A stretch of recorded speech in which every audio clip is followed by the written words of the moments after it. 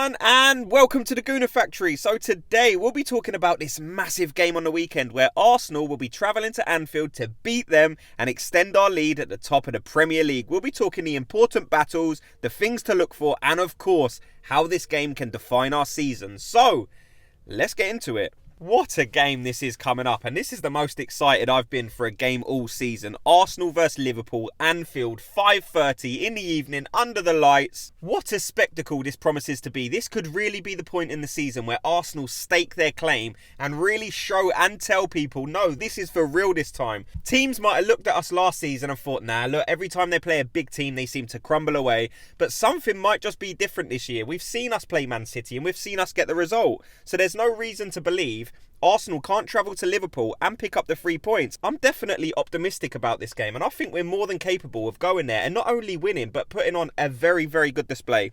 So we're going to look at Liverpool's current form, right? So we're going to look at their last 3 games, and their most recent one was, of course, that draw with United, 0-0 at home, and that was a rubbish game. They obviously played well. They seemed to dominate a lot of the possession, but they couldn't kill the game off. And you saw how the Anfield crowd reacted to that. Usually this is an absolute pit. This is a den. When you go into there, the Anfield crowd is the 12th man. But you could tell by the way they was playing, the crowd's reaction, this was never really going to be Liverpool's night. And then before that, they lost 2-1 in the Europa League against Union Saint. But I looked at their team and they had 0 first-team players out, really. I think Hendo was the only one, so you can't really take much from that. They beat Palace 2-1, but that was with a last-minute winner. Before that, Sheffield United, they won 2-0.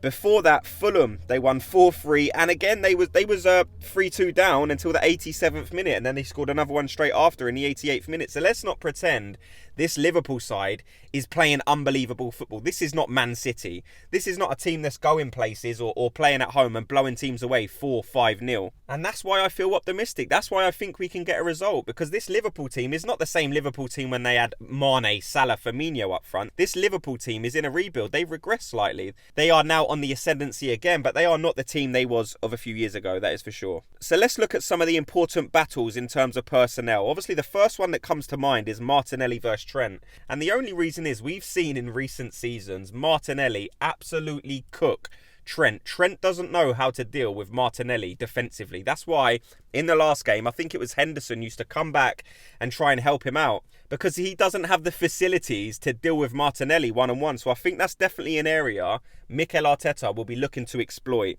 And then you got Jesus and Van Dijk. And we know Van Dijk, look, he's quick, he's big, he's strong. So Jesus isn't going to be able to outrun him, outstrength him. But the thing he can do and use to his advantage is he's very tricky. We've seen before Jesus had success against Van Dijk. So that, again, there's no reason to believe this game will be any different.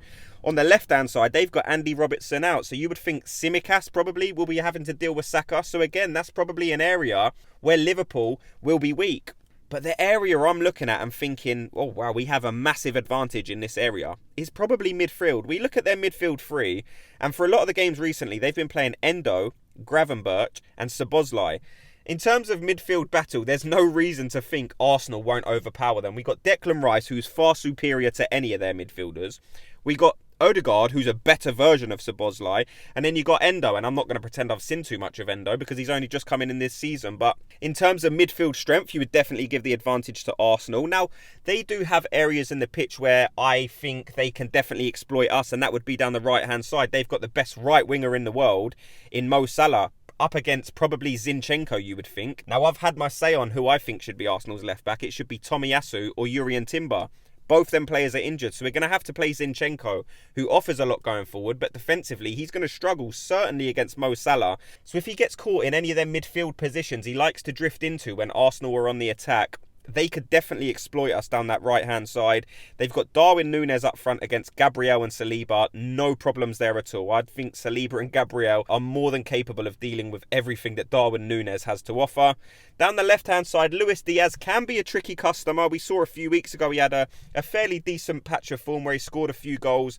Ben White, though, solid defensively, very strong, physical and fast. So I'm sure it won't be the most easiest of evenings, but I'm expecting Ben White to have a good game. So in terms of what kind of game we can expect, and like I said, I think Arsenal can go there and actually boss this game.